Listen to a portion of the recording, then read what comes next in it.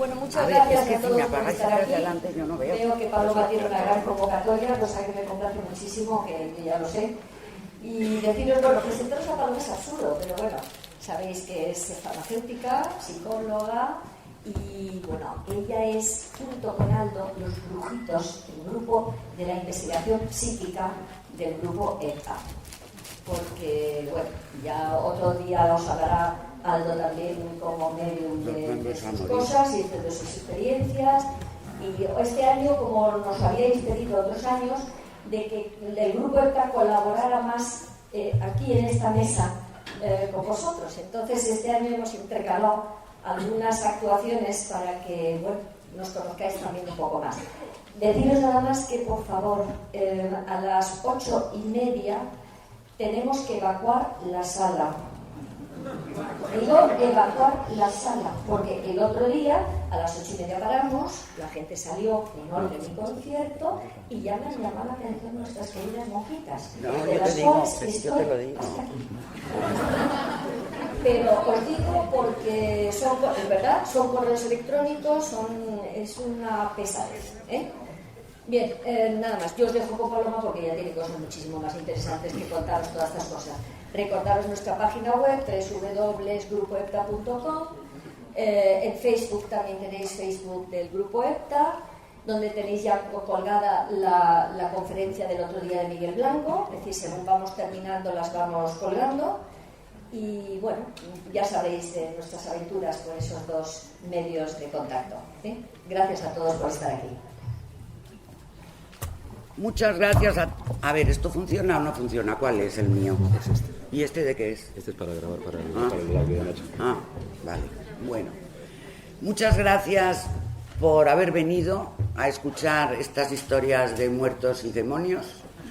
Me siento hoy con mucha responsabilidad porque hay muchas escuchas y entonces yo me pongo nerviosa.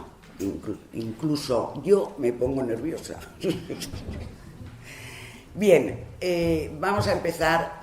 Os tengo que decir que las imágenes que se van a proyectar en esa pantalla son imágenes seleccionadas de excavaciones arqueológicas y de obras de arte. Lo aviso porque es la interpretación que muchos artistas, pues pintores y artistas han dado a los temas de los que voy a hablar, al infierno, a los demonios, y hay alguna que puede resultar impactante. No creo que aquí haya nadie que pase miedo con esas imágenes, porque el miedo yo me lo cargo de un plumazo, vamos, no os preocupéis. Bien, pues vamos a empezar con los muertos. La relación de los humanos con los muertos ha sido desde la más remota antigüedad conflictiva, traumática. O sea, los muertos han sido siempre un elemento peligroso, impuro, que podía causar muchos perjuicios en la humanidad. Eran los causantes de las enfermedades mentales, de la epilepsia, de plagas, de males, de todo lo malo que en el mundo ha sido. Los muertos tenían algo que ver. Pero no todos los muertos, porque había varias categorías de muertos. Estaban los muertos normalitos y otros muertos que se les llamaba mal muertos o muertos inquietos, que eran muertos que pasaron al otro lado en circunstancias extrañas. Por ejemplo, asesinados, torturados, suicidados. Estos muertos no tenían derecho a las honras fúnebres y por lo tanto vagaban por el mundo y además podían ser poseídos por espíritus malignos y total que causaban muchos daños y sobre todo mucho miedo. Había que defenderse de ellos. ¿Cómo se defendían? Pues a todos los que podían les ofrecían unas honras fúnebres como es debido, comme il faut, que se dice.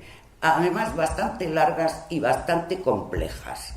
porque si no eran bien enterrados y bien llorados, se convertían en lo que los romanos llamaban indeplorati, los no llorados. Y esos no importaba que estuvieran enterrados, porque si se les había enterrado de mala manera, no servía. Tenían que hacerles las honras y además llorarles, las plañideras. O sea, señoras que las contrataban para llorar. Eso debían ser las familias que no les importaba nada darle si no se hubieran muerto la señora, pero era así. Bien, otros de los muertos que pueden causar perjuicios son, por ejemplo, el grupo de los ahogados. No tienen sepultura. Y esos había, porque dadas las condiciones de navegación de aquellos tiempos, los naufragios estaban a la orden del día. Otros, llamados inmaduros, eran los que morían antes de su hora por destino. Y otros eran, bueno, en general todos estos muertos que podían perjudicar a los vivos y poseerlos, se les llamaban los larvati, es decir, los poseídos por una larva. A esos muertos se les llamaba larvas, y entonces podían ser poseídos por espíritus malignos. Todo eso estaba muy confuso, No se sabía bien si es que el muerto, como estaba enfadadísimo porque no le habían enterrado como es debido y porque no podía pasar al más allá, quería o deshacer el entuerto o vengarse. Y estaban bastante agresivos. Esos eran los muertos que utilizaban los magos, porque como estaban furiosos, eran muy violentos, y entonces ahí se montaban todas las posesiones y todo, bueno, una parafernalia bastante importante. Muchos de ellos se quedaban aquí, Sí, hombre, hace mucho rato. Se me olvidó decírtelo. Todo esto ya está pasado, ya lo hemos pasado. ¿Se puede ir más deprisa al principio? ¿Puedes acelerarlo para pasar un poquito? Porque si no, no llegamos al final. Bueno, os cuento, aquí es mucho cementerio romano, mucha momia romana, mucho cadáver romano, en fin, muertos. Pero hay que decir que no solamente los romanos tenían toda esta cultura, los germanos la tenían, los griegos la tenían. ¿Lo ponemos ahí? Sí, bueno. Luego ya vamos moviendo. Espérate que ahora tengo que coger el hilo. Pues me quedo aquí contigo entonces. Bueno, no hace falta. Todas estas categorías de muertos, unos venían para vengarse, pero otros venían para protestar porque no les habían hecho sus entierros como es debido y para intentar deshacer ese entuerto. Y se aparecían. Y hay una historia muy divertida de Plinio el Joven que cuenta que en Atenas había un filósofo que se llamaba Atenodoro, además, y que era más rata que no os podéis imaginar, pero ratísima, no soltaba ahí una monedita ni para atrás, y quería alquilar una casa en Atenas, pero una buena casa. Las casas en esa época estaban muy caras, y de repente le ofrecen una casa baratísima, una casa estupenda, pero barata, y dice, esta es la mía, pero le dicen, claro, la casa está muy barata porque tiene fantasma. A Tenodoro le importa un pito el fantasma, se instala en la casa, pero la primera noche le despierta un ruido de cadenas en el patio, que se paseaban para acá y para allá. Total, que el pobre señor no puede conciliar el sueño. La segunda noche, misma historia. Y a la tercera noche, el buen señor, que no tenía miedo, dijo, pues yo voy a investigar qué pasa aquí. Y salió al patio. Y se encontró, pues, una especie de esqueleto harapiento, mugriento, cargado de cadenas, que le lleva a una parte del patio y le señala. Ese día, Atenodoro encarga una cuadrilla de obreros que caben en ese patio, Y efectivamente salió el esqueleto muriendo, harapiento, cargado de cadenas, que lo habían mal enterrado ahí, sin honras fúnebres. El problema de Atenodoro fue que tenía que hacerle unas honras fúnebres decentes y que tuvo que gastarse un dinero para que el cadáver, el esqueleto, le dejara dormir, el fantasma le dejara dormir. Bueno, total.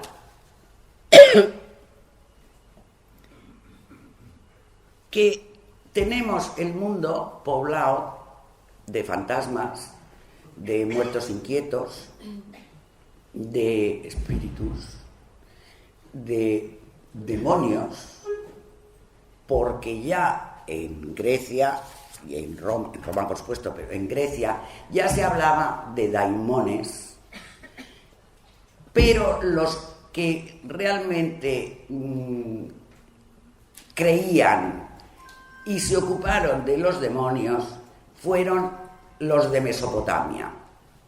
En Babilonia había legiones de demonios, porque los clasificaban por legiones, y además clasificados, los demonios de los campos, los de las casas, los de las personas, y cada uno tenía como cometido pues hacer maldades en su territorio. Ahí estaban esos espíritus que podían poseer a los mal muertos y hacerles que dañaran a la humanidad. En principio en Grecia el daimón se identificaba con un ser divino, sin especificar, pero luego eso se fue definiendo y la palabra daimon se identificó con espíritu maligno, mientras Theos se identificó con Dios. Entonces esos daimones pues eran estos demonios, espíritus malignos. Está muy mezclado lo de demonios y espíritus malignos, porque los espíritus malignos son también una suerte de demonios, ¿eh? O sea que, vamos a ver, igual que en Babilonia había legiones de demonios, pues en la Biblia hay legiones de demonios. O sea que solamente hay un demonio principal, como si dijéramos. Pero luego todas esas legiones de demonios que poseían a la gente y que hacían maldades, pues eran lo que podemos identificar también con espíritus malignos.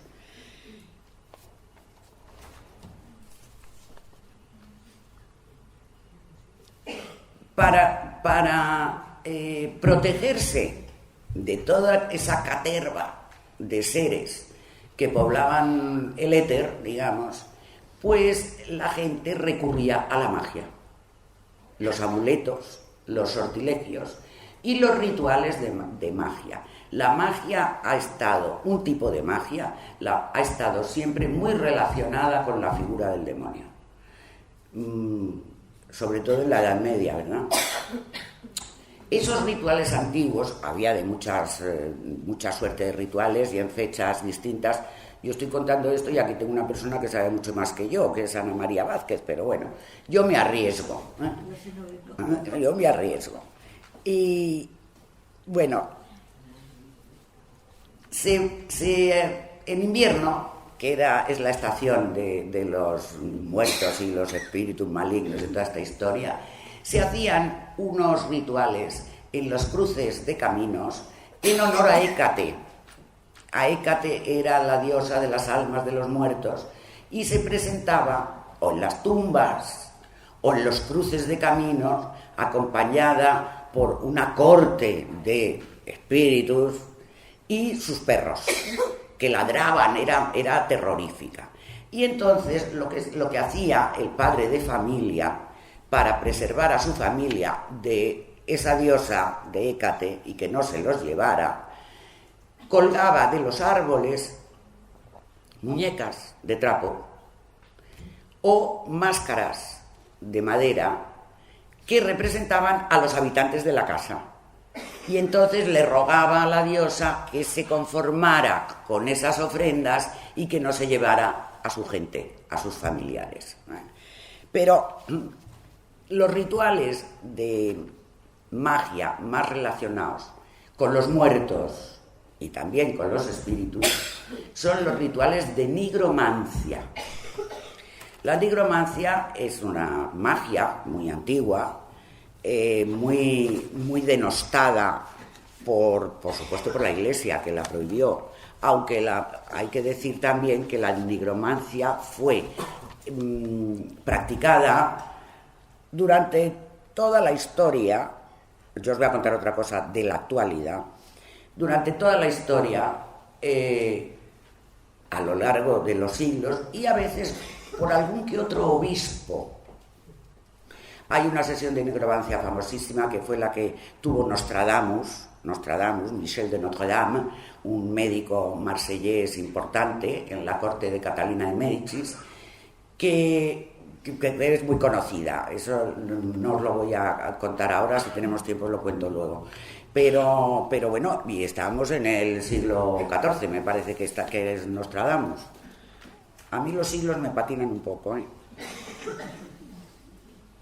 Pero la nigromancia consiste en la invocación a los muertos para conseguir que se presenten y que contesten a las preguntas que le hace normalmente un brujo o una bruja. En la antigüedad había una bruja famosísima que se llamaba Ericto, que hacía unas cosas. Entre otras cosas, iba a recuperar los jirones de piel de los ajusticiados, las uñas, los pelos. Al atardecer iban todas las brujas y arañaban el suelo con sus uñas para llevarse todos esos elementos para sus pócimas, para sus ungüentos. Bueno, pues estos rituales se hacían de esta manera. Y hay un ritual escrito que da testimonio de la manera de funcionar, que es el que se describe en el libro 11 de la Odisea de Homero.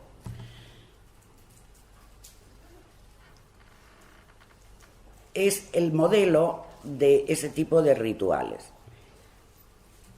Ulises también, que no es un profesional, que no es un mago profesional, también pide ir a hablar con los muertos porque quiere hacer preguntas al mago Tiresias, al adivino Tiresias. Entonces, el ritual que él hace, él cava una fosa, no muy profunda, pero cava una fosa, hace libaciones de leche y de miel y sacrifica un carnero negro. ¿Por qué negro? Para que los dioses sepan que no es un sacrificio para ellos, sino que es un sacrificio para los dioses del inframundo. Inmediatamente, a la sangre, sedientos de sangre, porque la sangre es vida, aparecen las sombras de los muertos más recientes. Pero Ulises defiende con su espada esa sangre porque primero quiere que beba Tiresias. Pero antes que Tiresias aparece su madre y sin embargo Ulises no le da a beber hasta que no habla con el vidente. Tiresias le cuenta muchas cosas de su futuro, le contesta las preguntas de Ulises y luego ya Ulises habla con su madre y le da a beber la sangre que queda y se vuelve a sus viajes. Ulises no fue guiado por una bruja, bueno, miento, como una bellaca, porque fue guiado por Circe. Y Circe, aunque era una diosa menor, era maga y muy maga, una maga poderosa, y fue la que guió a Ulises hasta la boca del Averno, que era la cueva que él excavó. Bien. Bueno, pues seguimos con nuestros... A ver... Bueno, ahí ya en esta antigüedad se define, por lo tanto, la magia blanca y la magia negra. La magia blanca es una magia solar, diurna, admitida por la sociedad, que se verifican, los rituales se verifican públicamente a la luz del sol.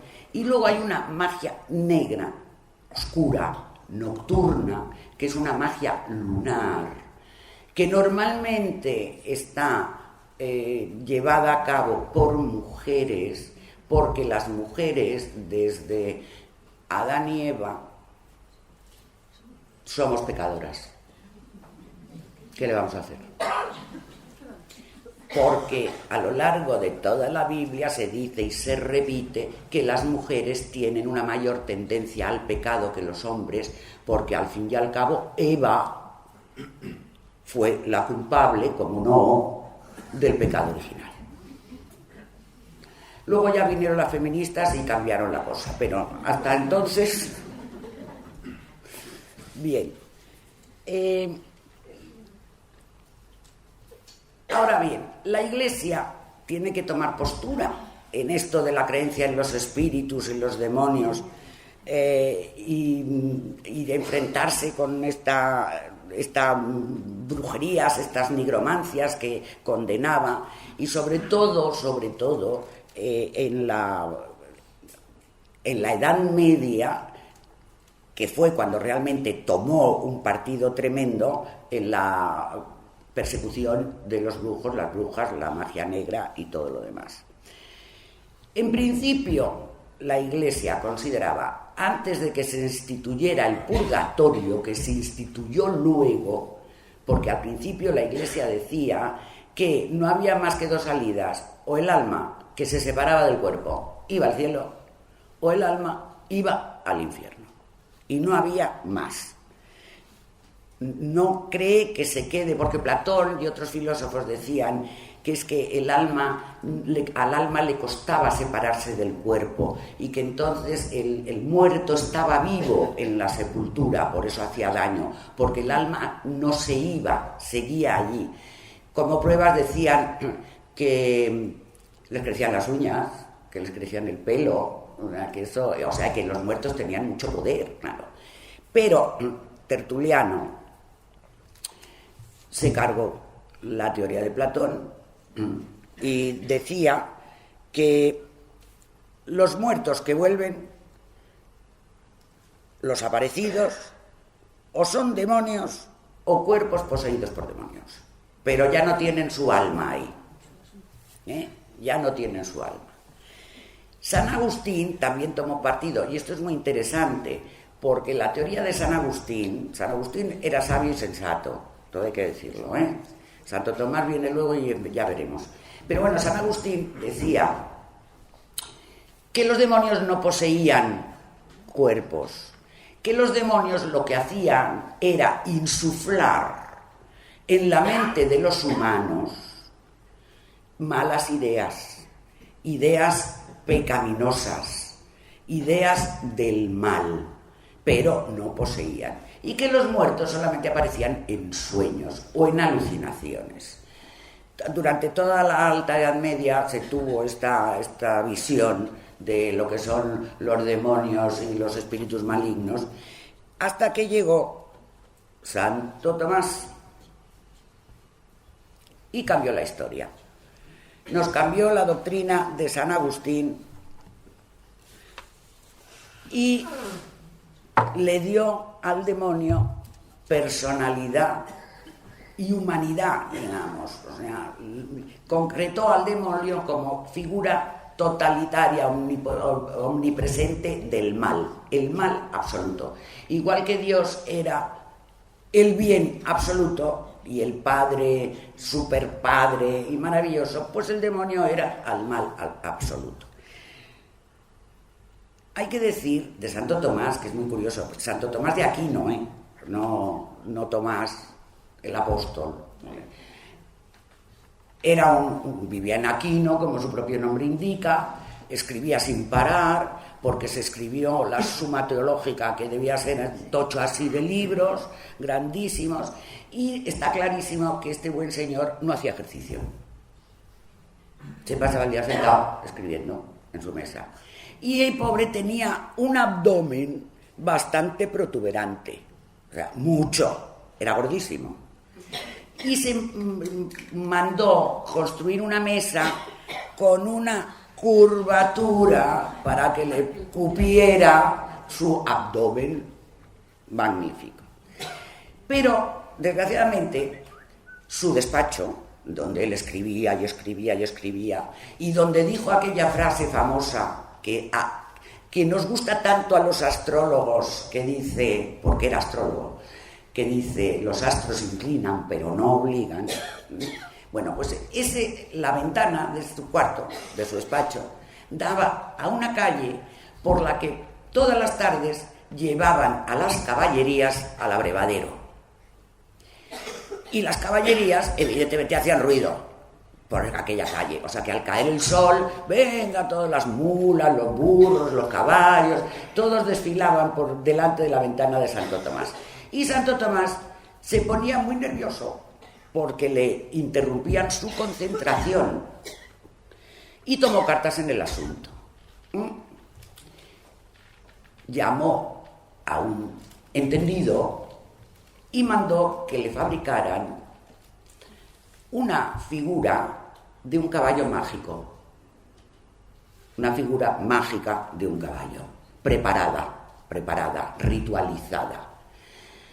Y la mandó enterrar en el inicio de la calle. En el inicio de la calle. Al día siguiente, las caballerías se negaron a seguir por ahí. Y tuvieron que buscarles otro camino para llegar al abrevadero. Y Santo Tomás, gracias a esto, pues pudo terminar su suma teológica y escribir aquellas pruebas de la existencia de Dios según Santo Tomás que estudiábamos en la religión del colegio, que eran, ya no me acuerdo cuántas, pero por lo menos 5. Bien, pues fijaros, en el siglo XII la explicación para las apariciones de los muertos era la siguiente. Dios, algunas veces, permite que los ángeles caídos se deslicen en los cadáveres y los animen. O sea, eso lo decía pues la Iglesia. Bueno, pues era una explicación. Pero luego llega Santo Tomás, como digo, y Santo Tomás dice textualmente, os voy a leer: la fe católica quiere que los demonios sean algo que pueda dañar mediante sus operaciones e impedir la cópula carnal. Y dice: quiero que se proscriba la idea de que son puras fantasmagorías las que asisten a los hombres cuando se habla de magia como una idea que revela poca fe. Es decir, el demonio es un ser real y representante del mal absoluto. Y el demonio puede poseer a los humanos. Y después de esta teoría de Santo Tomás, se instaura el Tribunal de la Inquisición. Y empiezan las persecuciones feroces a los brujos en Europa. Hay que decir que la Inquisición no es española, ¿eh? La Inquisición se instauró en Francia. Que nos llevamos nosotros, nos cargamos el mochuelo de... Pues no. Pero en fin, fue una barbaridad de todas maneras. Hay procesos de la Inquisición muy, muy importantes, como el de Zugarramurdi en España. En fin, yo no me voy a quedar aquí porque no sé qué tiempo llevo y como aquí nos tienen... Bueno, nos quedamos en la mitad de la mitad. Bueno. A ver. Bien, el miedo a los espíritus y a los espíritus malignos nos ha acompañado hasta la edad moderna.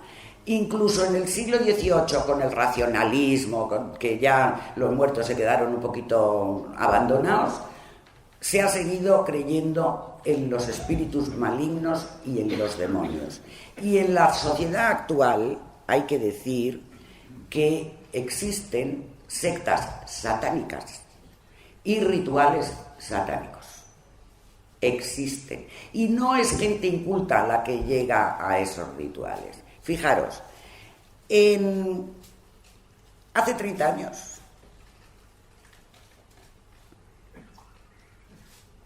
fue sacrificada una niña de 14 meses en un ritual propiciado por una sociedad secreta formada por abogados, médicos, arquitectos y padres de familia, que desaparecieron sin dejar rastro. En el año 2011, el proceso está abierto, sigue abierto. En el año 2011, un testigo empezó a tener unos remordimientos, bueno, uno de los que participó, empezó a tener unos remordimientos de conciencia tremendos, fue a la policía y denunció a sus coleguis, a sus compañeros. Pero no se puede hacer nada porque no se ha encontrado el cadáver.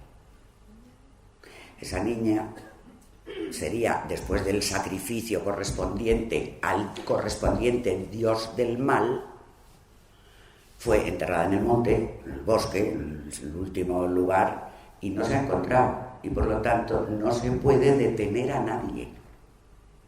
Este sucedido, cierto, es el que ha servido a Dolores Redondo para escribir su trilogía del Baztán.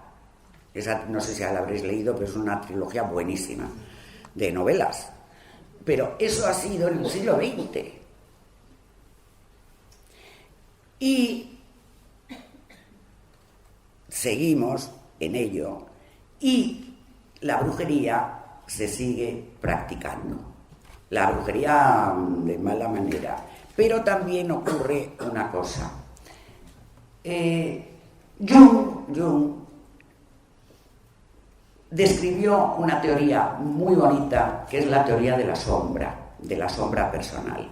Todos, dice Jung, la sombra personal contiene complejos y elementos inconscientes que son rechazados por el yo consciente. Es decir, todo lo que nosotros consideramos oscuro y malo en nosotros, las pulsiones, los instintos, la agresividad, la ira, todo eso que nosotros y la sociedad condena, está contenido en nuestro inconsciente, pero reprimido. O sea, es como si el inconsciente fuera un saco y allá fuera todo lo que no queremos reconocer en nosotros. ¿Qué ocurre? Que cuando hay ese conflicto en la persona y la persona no es capaz de reconocer su parte oscura, su sombra personal, la pone fuera.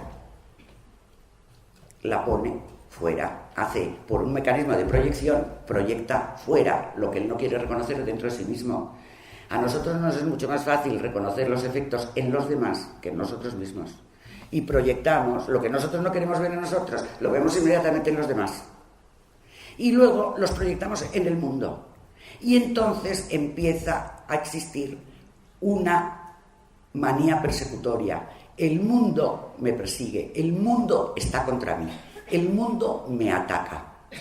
Y yo estoy obsesionado porque me siento vigilado, perseguido y atacado por el mundo. El mundo es el mal. El mal está fuera de mí. Y el mal me ataca, me invade, me posee. Y el mal, esas obsesiones, por la noche se magnifican, crecen. Y entonces yo por la noche veo sombras oscuras. Y a veces esas sombras me atacan. Incluso me pueden arañar el mal fuera de mí. Y ahí yo tengo correos, pero muchos, de personas, cuidado, cultas, con carrera universitaria, que no pueden vivir del puro miedo porque se sienten atacados y perseguidos. ¿Por qué? Por demonios, por espíritus malignos. Y no se dan cuenta que lo único que hacen es, incorporar a su sombra personal arquetipos del inconsciente colectivo y ponerlos fuera. No soy yo. Esas personas suelen tener una autoestima muy baja, grandes sentimientos de culpa. Han recibido una educación religiosa, me da igual la religión, muy estricta, que oscila entre el temor a Dios o a los dioses y el temor al infierno y a los demonios. Y tienen miedo, se sienten culpables y ese miedo no les deja vivir. El demonio no posee a nadie, los espíritus no poseen a nadie, son nuestros demonios los que nos poseen. Yo soy de la escuela de San Agustín y desde luego yo no conozco a nadie que haya estado poseído por un demonio. Para la posesión demoníaca desde la antigüedad se utilizaban los exorcismos. Ahora se siguen utilizando los exorcismos. Pilón era exorcista del Obispado de Madrid y Pilón nos decía al grupo EPTA que nunca había visto un caso de posesión en los casos que había investigado, que todos eran problemas de aquí. Bien, pues eso es lo que os puedo decir, pero también os puedo decir que yo he tenido una clienta, una chica, una mujer de unos 40 más o menos, casada, con niños, con carrera universitaria, sin problemas de dinero, los chavales ya criaditos, que decidió un día que estaba mal, le habían hablado de un chamán maravilloso en Francia y ella se encontraba cansada, no estaba bien y me dijo, me voy a ver al chamán a que me haga una limpieza. Bueno, se fue, localizó al chamán que se llama Michel. Yo le pregunté, a mí me dijo que era un exorcista. Yo le pregunté, digo, bueno, pero es un sacerdote. Y me dijo, no, es un chamán. Digo, ¿es francés? Bueno, es muy morenito, pero habla francés. Bueno. Entonces entró allí en su consulta, la pidió que se desnudara, no del todo, por lo menos el señor estuvo correcto, y empezó a hacerle una limpieza, que muchos chamanes la hacen, que es sacudir con unas varas sin tocar a la persona. Si eso hubiera sido un exorcismo medieval, hubiera salido tullida a palos, porque los exorcistas medievales pegaban al vivo para que el demonio se sintiera mal e incómodo dentro de él y se fuera. Y los dejaban hechos una pena a los pobrecitos. Bien, pues, bueno, fue y de repente el chamán le dice, tienes varios demonios. Y uno es terrible porque es que lo tienes ahí, tienes una opresión en la cintura. Y ella decía, sí, fatal. Bueno, pues ya te lo puedo sacar, te lo saco. Bueno, y se lo saca y de repente ese demonio se le pega a la espalda. Esto ya, pues yo no puedo hoy, tienes que venir otro día, pues vamos a ver qué hacemos, pues venga, más baratos, más limpiezas, más ungüentos y más palabras, rituales de palabras mágicas. Y llegó un momento ya que el chamán se desplomó, agotado, y le dijo a la chica, bueno, ya ha salido el demonio. Y la chica dijo, pues me encuentro muy bien. Y se volvió a casa. Y claro, después de que me contó todo esto, me dijo, tú no te has creído nada, ¿verdad? Pues fue así y esto es muy real y es cierto. Digo, mira, hija, yo creo un poco y soy bastante sensata. Pero si a ti te ha servido y te encuentras muy bien y muy dinámica y no te ha hecho daño, pues adelante. Hay otras personas que se sienten enfermas de brujería. La pera limonera.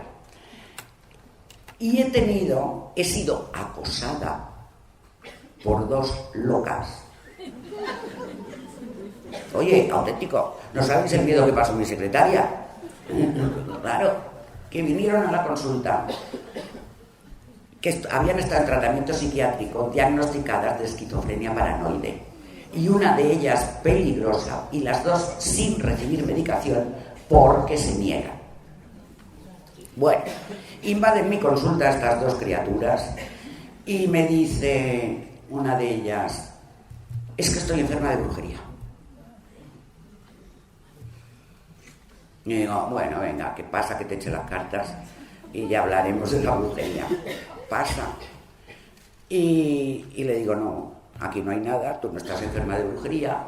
Yo creo más bien que necesitarías un especialista, que con mucho cuidadín, ¿verdad? Un especialista que te tratara, porque yo creo que esto no es brujería, es que son fantasmas tuyos, alucinaciones, es decir, estoy enferma de brujería porque además el doctor Piripitipi, que es muy sabio, pues me ha hecho un análisis de sangre y cuando fui a por el resultado me dijo: es que tienes la sangre envenenada de brujería. Claro, yo no estaba dispuesta a seguirle el juego a esta señora. Y le dije, pues mira, lo siento muchísimo, pero yo te puedo decir, te puedo hablar de... Porque además es que me han enfermado de brujería, me han quitado mis hijos, me han quitado mi casa, ahora vivo de la caridad pública. Y además, había estado en tratamiento psiquiátrico con un médico y se había enamorado perdidamente del médico, claro. Suele pasar. Y entonces, bueno, pues le hacía rituales, le mandaba cartas con rituales de magia. A mí me mandaron unas cartas que, si vierais, no se entendía nada, era algo tremendo. Pero bueno, le digo que se acabó la historia, que no sé qué hora es, le digo que se acabó la historia y pasa la otra, la amiga. Y cuando sale esta muy enfadada, muy enfadada, le dice a la otra, ellos, como siempre, no la han dejado que vea nada. Estoy muy enfadada, porque ellos no quieren, tienen mucho poder, son una mafia muy poderosa, que tiene mucho dinero y que se dedica a embrujar a la gente. Y tú también estás enferma de brujería. Y la amiga, la que estaba esperando, Juana, vamos a llamarla así, la que estaba esperando en la sala de espera, le dice: ¡ay, no! Eso no. Mira, esta casa tiene una energía buenísima. Paloma tiene una energía buenísima, porque he recibido un mensaje y me dicen que tiene una energía buenísima, que Paloma tiene energía ET.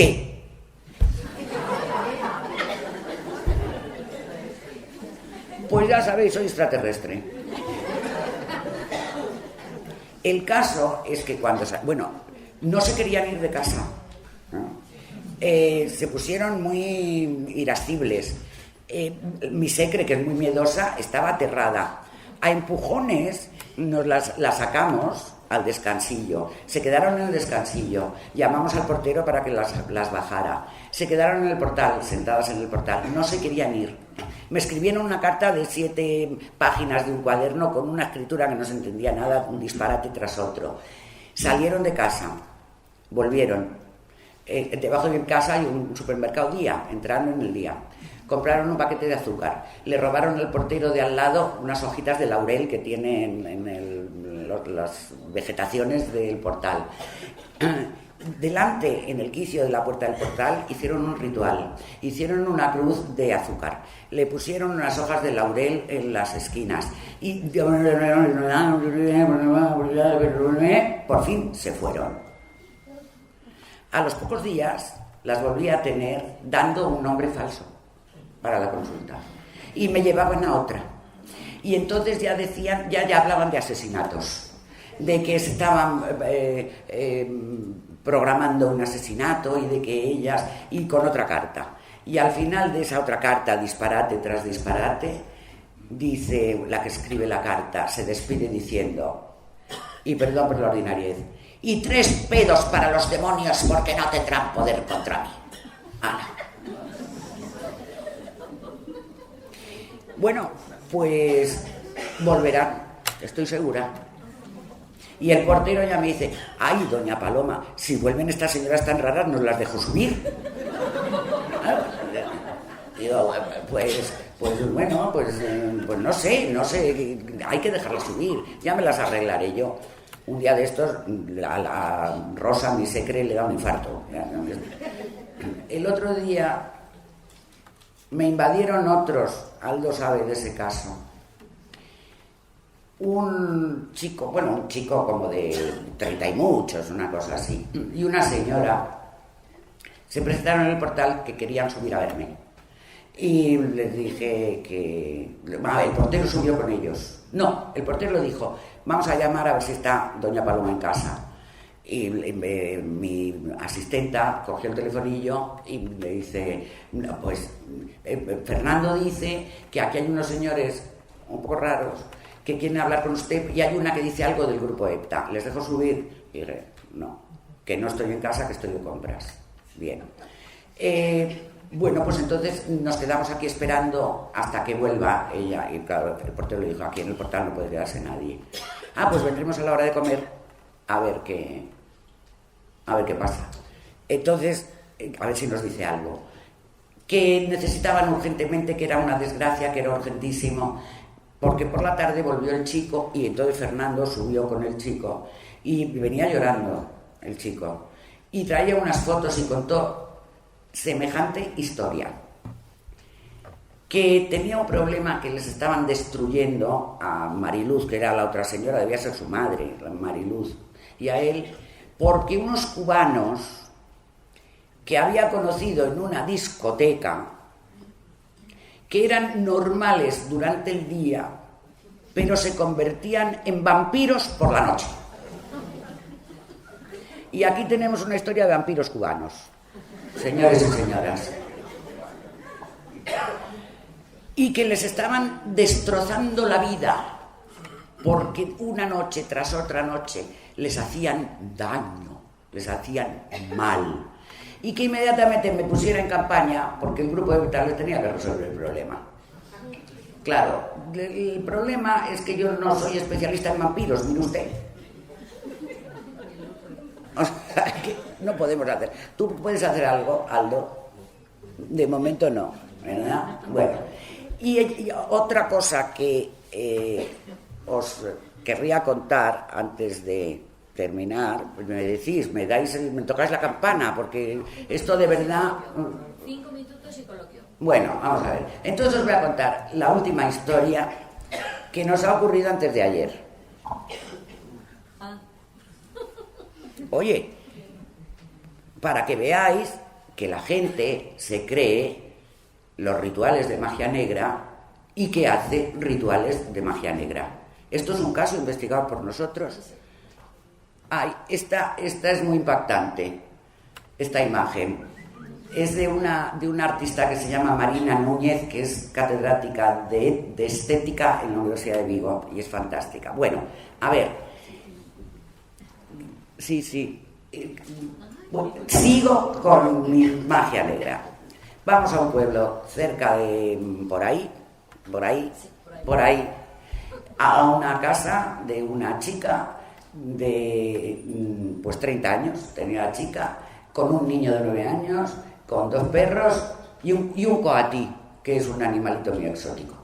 Entonces, que le pasa de todo, que ve sombras, que en esa casa oye pasos, que por las noches en su salón se oyen conversaciones, pero que ella no las entiende, que ese es un sitio que en la guerra hubo frente, y es una urbanización en medio de un encinar, un chalecillo, que la Revolución Francesa, que la Guerra Civil, que ella, que es tremendo, y que, pues este verano, que se le fue el marido. ¿En el viaje de novio? A la vuelta del viaje de novio se le larga el marido. El marido que se larga, esta era de segunda vuelta, ella es la segunda, él tenía una anterior, y una niña además con la primera. Bueno, pero el marido se larga, y una vidente le dice que el marido se ha largado porque su ex le ha hecho un amarre. Ya sabéis, los trabajos para atar una persona a otra persona de por vida, para que se amen o se odien, pero juntitos. Y entonces, claro. Y entonces ella dice, sí, pues yo voy a hacer la invocación al ánima sola. Santería cubana. Y voy a hacerle 7 velas. Una semana. Pero el ánima sola, después de la semana, quería más velas. Y me montaba unos cirios en el salón, porque claro, ella quería más. Y yo dije, no, ya no, porque tienes que hacer lo que yo te pido que hagas, claro. Es una de las 7 potencias de la santería cubana. Bueno, y entonces, pues nada, el ánima sola no le hizo caso. Con lo cual ella dijo, pues yo voy a deshacer ese trabajo que le ha hecho su ex, ese amarre, porque voy a hacerle un amarre yo mucho más poderoso. Y se monta un ritual de invocación al diablo. Bueno, ritual, y me lo explicó perfectamente. Dibujó en el suelo la estrella de 5 puntas con la punta hacia abajo, puso en el centro una imagen del macho cabrío, del diablo, macho cabrío, hace un círculo, se mete en el círculo y entonces hace una invocación al diablo. Invoca a uno de los nombres del demonio y le llama Gran Duque del Infierno, soy tu esclava, concédeme lo que te pido y seré tu esclava. Puso unos símbolos y unas palabras esotéricas donde él decía el ritual que había que ponerlas, soltó el rollito del ritual y pensó, pues ya lo tengo, esto ya tengo yo, bueno, al demonio le he vendido el alma, poco más o menos, o sea que tiene que hacer lo que yo le diga. Y deshizo el círculo y nada, y se fue a dormir.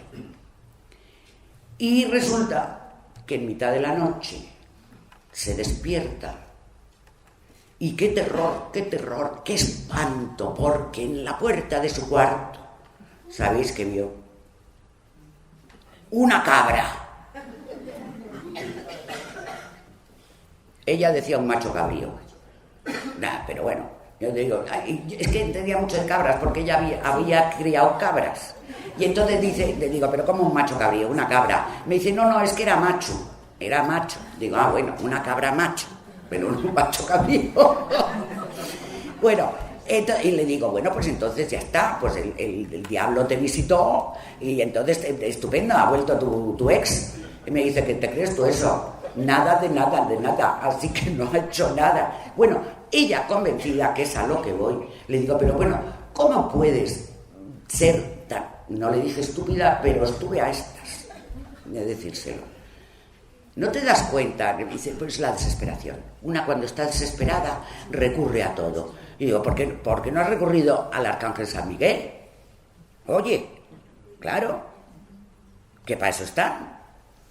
No, al demonio. Es que el Arcángel San Miguel ya le rezo y no tiene poder.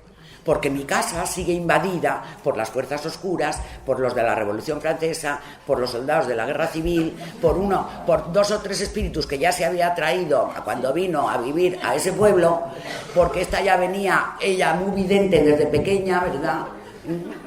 Y muy sensitiva, ella.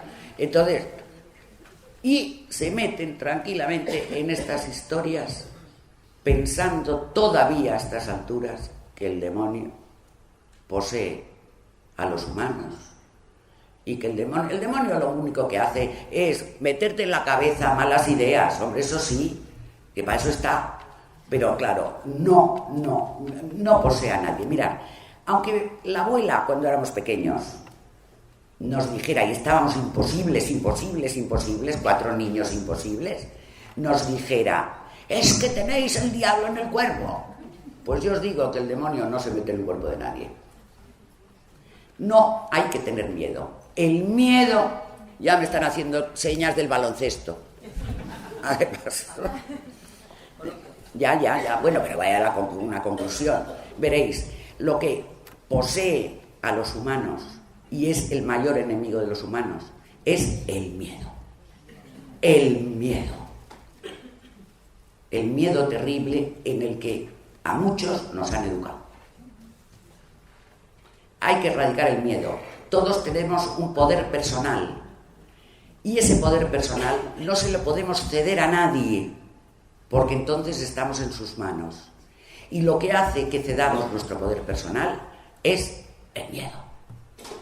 No hay que tener miedo, señores y señoras. Erradiquemos el miedo. Hombre, siempre tenemos algunos miedos, pero que sean los imprescindibles. No angustia ni ansiedad, sino un objeto, sino un desencadenante sensato. Pues bueno, y colorín colorado, este cuento se ha acabado porque es que me echan.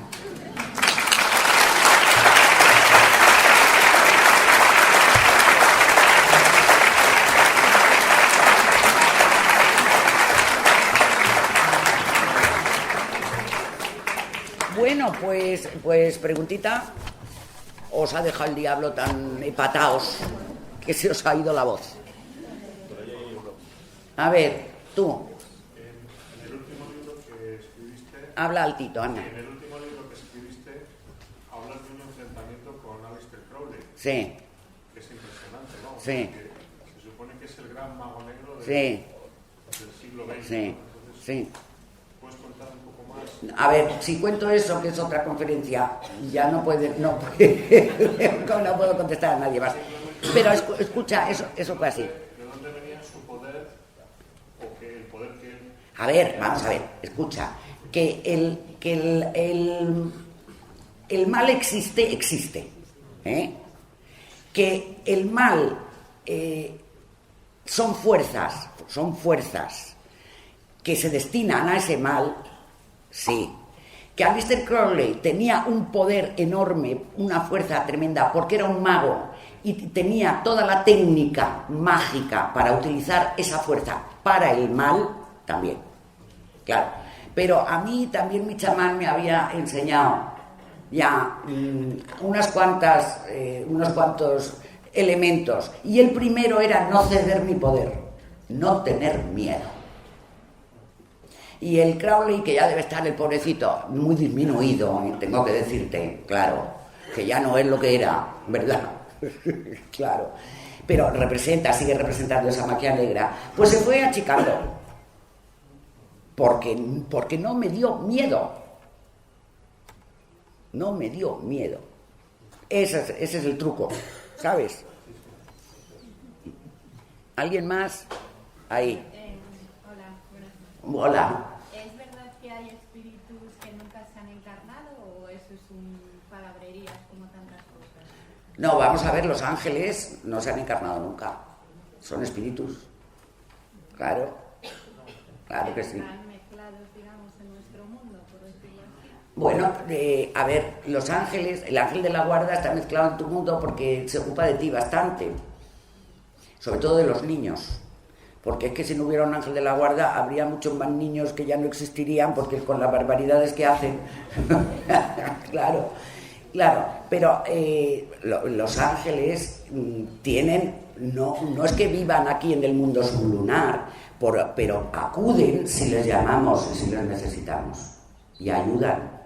Cuando yo necesito ayudar a alguien a que siga su viaje, hay veces que llamo a los arcángeles y se lo llevan, vienen a buscarlo.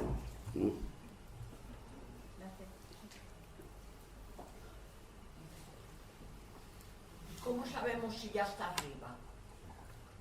Porque no incordia. ¿Por qué? Porque no incordia. A ver, creo que te he entendido. ¿Cómo sabemos que ya ha seguido su viaje, no? Bueno, pues porque no da ninguna señal de haberse quedado aquí. Los que se quedan, vamos a ver, los antiguos decían que los muertos vuelven. Yo digo que no se van.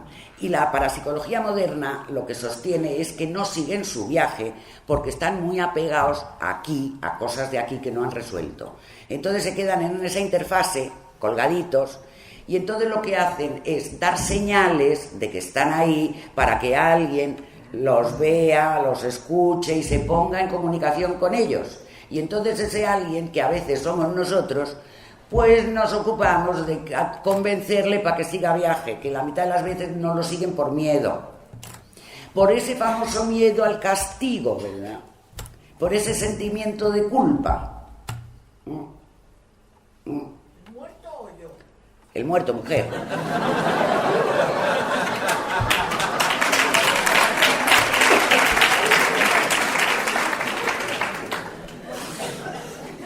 Bueno, a ver, una y otra ya. Entonces, la forma que tienes de ayudarlos cuando están atrapados aquí es como indicas un poco en tu libro, el hablar con ellos, Preguntarle qué quieren. y el convencerles. Claro, y convencerles que sigan, que vayan, que sigan la luz, que siempre hay una luz delante de ellos, que sigan la luz. O sea, que no es no haces ningún ritual extraño. Ni Pues no, mira, es que yo, muy rara, soy un poco, pero mucho no, en la cosa de los rituales. A ver, ¿Puede ser que esos espíritus que se quedan quieran hacer mal? No. no, bueno, a ver, espera, que lo he dicho muy deprisa. No. Hacer daño a personas, daño físico, no tienen poder, no pueden. Ahora, vengarse de alguien, sí quieren algunos, y se quedan para vengarse de alguien. La cosa es convencerles de que son idiotas si se vengan y que lo que tienen que hacer es irse, y a veces me cuesta, ya Aldo también, un ratito largo convencerlos, pero lo solemos conseguir, ¿sabes? Paloma, en los sueños premonitorios que un familiar tuyo te anuncia un hecho o la muerte de alguien, yo quisiera saber cuál es tu opinión.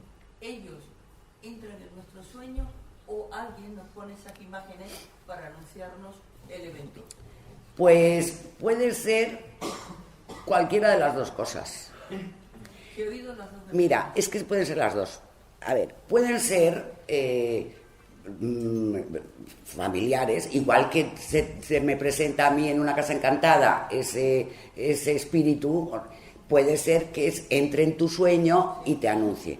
Pero también puede ser que tu inconsciente te avise y tú pongas fuera, el inconsciente fuera, y tú lo vives como si fuera alguien que sabe más que tú, que te lo dice, y sin embargo eres tú misma, nuestro inconsciente es muy sabio. Porque ocurren las cosas. Sí, claro que ocurren, ya te digo. Bueno, pues creo que ya, antes de que nos pongan una ametralladora en la cabeza o